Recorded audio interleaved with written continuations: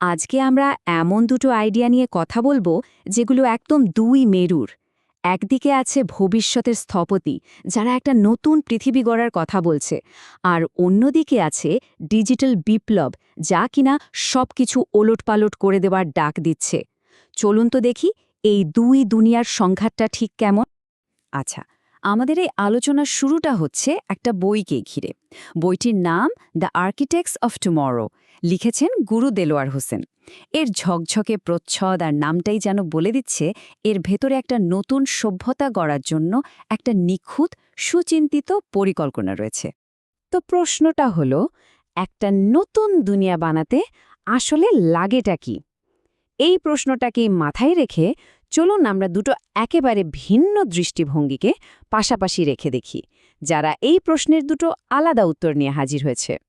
প্রথম যে আইডিয়াটা, সেটা আমাদের সামনে একটা সভ্যতার ব্লুপ্রিন্ট নিয়ে আসে। এটা এমন একটা পৃথিবীর কথা বলে যেখানে সবকিছু হবে ছকে বাঁধা, গোছানো আর পরিকল্পিত। মানে একটা শান্ত সুন্দর পৃথিবীর স্বপ্ন আর কি। এই পুরো আইডিয়ার সারমর্মটা কিন্তু লুকিয়ে আছে এর লোগোটার মধ্যে, এনলাইটেন সিভিলাইজেশন বা আলোকিত সভ্যতা। এই আন্দোলনের প্রতীকের দিকে তাকালেই বোঝা যায় এর প্রত্যেকটা অংশের একটা গভীর মানে আছে। দেখুন, এখানে সবই আছে: ন্যায় বিচারের জন্য দাড়িপাল্লা, জ্ঞানের জন্য খোলা বই, সমৃদ্ধি বোঝাতে উগন্ত সূর্য, আর ওপরের দিকে ওঠা তীরটা যেন ধাপে ধাপে উন্নতির কথা বলছে। বইয়ের কভারের লেখা আর এই লোগো সব মিলিয়ে মনে হচ্ছে কি দারুণ একটা গোছানো পরিকল্পিত ভবিষ্যতের ছবি। কিন্তু এই শান্ত সাজানো গোছানো ছবির মধ্যেই হঠাৎ করে চলে আসে একদম ভিন্ন ধরনের একটা শক্তি। এই শক্তি এমন একটা বার্তা নিয়ে আসে যা আগের ওই শান্ত পরিবেশকে পুরোপুরি ঝাঁকিয়ে দেয়। এবার তাকানো যাক এমএফ টিভি প্রেসের লোগোটার দিকে। কি বিশাল পার্থক্য, তাই না? আগেরটা সেই শান্ত স্নিগ্ধ ভাবটা কোথায়, আর এর আক্রমণাত্মক শক্তিটাই বা কোথায়?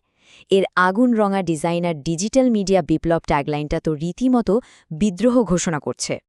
তার মানে বুঝতেই পারছেন, এদের ফোকাসটা কিন্তু একদম আলাদা। এরা কিছু গড়তে আসেনি, এরা এসেছে একটা বিপ্লবের বার্তা ছড়িয়ে দিতে।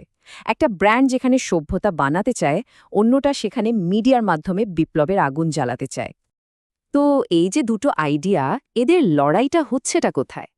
আর কোথাও না, আমাদের চোখের সামনেই, ডিজিটাল দুনিয়ায়, বিভিন্ন ভিডিওর কমেন্ট সেকশনে। ওখানেই এই সংঘাতের আসল চেহারাটা দেখা যায়। যেমন এই ইউটিউব ভিডিওর টাইটেলটা খেয়াল করুন। কোনো রকম রাগঢাক না করে সরাসরি একটা অভিযোগ, প্রতিষ্ঠিত ভাবনার বিরুদ্ধে। এটাই যেন ভিন্ন মতের এক শক্তিশালী আওয়াজ। মানে ব্যাপারটা পরিষ্কার, আজকের দিনের লড়াইটা আর মাঠে হয় না, লড়াইটা হয় অনলাইনে। আর এখানকার অস্ত্র হলো শব্দ, টাইটেল আর কমেন্ট। আচ্ছা, চলুন তাহলে এবার একটু গভীরে যাওয়া যাক।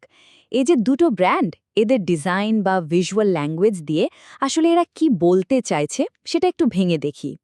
এই দেখুন, দুটো লোগো পাশাপাশি রাখতেই পুরো ব্যাপারটা দিনের আলোর মতো পরিষ্কার হয়ে যাচ্ছে, তাই না? একদিকে একটা শান্ত গোছানো প্রতীক, আর অন্যদিকে একটা বিস্ফোরক, বলতে গেলে ছন্ন ছাড়া ডিজাইন। এই যে চোখে পড়ার মতো বৈপরীত্য, এটাই তাদের চিন্তার আসল পার্থক্যটা তুলে ধরে। এই টেবিলটা আমাদের বুঝতে আরও সাহায্য করবে। একদিকে এনলাইটেন সিভিলাইজেশন, যার টোনটা একদম শান্ত আদর্শবাদী, রঙগুলো দেখুন সবুজ নীল। অন্যদিকে এমএফটিভি প্রেস, একেবারে আগ্রাসী বিপ্লবী একটা ভাব, রঙে দেখুন লাল কমলা কালো, আগুন ঝরছে যেন। ডিজাইনের প্রত্যেকটা ছোট ছোট সিদ্ধান্তই কিন্তু এক একটা আলাদা গল্প আর অনুভূতি তৈরি করছে। তার মানে আমরা এখানে দুটো সম্পূর্ণ ভিন্ন দর্শন দেখতে পাচ্ছি। একটা হলো টপ ডাউন অ্যাপ্রোচ, মানে ওপর থেকে সবকিছু গুছিয়ে পরিকল্পনা করে একটা ভবিষ্যৎ গড়া। আর অন্যটা হলো বটম আপ, মানে নিচ থেকে উঠে আসা একটা ঝড় যা সব কিছু ওলটপালট করে দিতে যায়। এটা অনেকটা শৃঙ্খলা বনাম বিশৃঙ্খলার মতো একটা লড়াই। কিন্তু প্রশ্ন হলো, এই সব কিছুর মানে কি? এই বিশ্লেষণটা আমাদের জন্য জরুরি কেন? কারণ এই একই ধরনের ঘটনা কিন্তু আমাদের চারপাশে প্রতিনিয়ত ঘটছে, আমরা হয়তো খেয়াল করছি না। তাহলে এখান থেকে আমরা কি শিখতে পারি? প্রথমত, যে কোনো আইডিয়া বা আন্দোলনকেও এখন একটা পণ্যের মতোই ব্র্যান্ড করা হয়। দ্বিতীয়ত, এদের গল্প বলার জন্য ভিজুয়াল ডিজাইনটা খুবই শক্তিশালী একটা অস্ত্র। ডিজিটাল দুনিয়াটা আসলে এরকম হাজারো গল্পের একটা যুদ্ধক্ষেত্র, আর এই গল্পগুলো চিনতে পারাটাই আধুনিক পৃথিবীতে ঠিকঠাকভাবে চলার জন্য খুব দরকার। আসলে আমাদের চারপাশের প্রত্যেকটা লোগো, প্রত্যেকটা টাইটেল, প্রত্যেকটা ছবি কিন্তু একটা করে গল্প বলছে। প্রশ্নটা হলো, আমরা কি সেই গল্পগুলো শোনার জন্য তৈরি? ভবিষ্যৎ গড়ার এই লড়াইয়ে শেষ পর্যন্ত কোন গল্পটা জিতবে? সেই গোছানো পরিকল্পনার গল্প, নাকি সবকিছু ভেঙে চুড়ে দেওয়া বিপ্লবের গল্প? উত্তরটা হয়তো সময় বলে দেবে।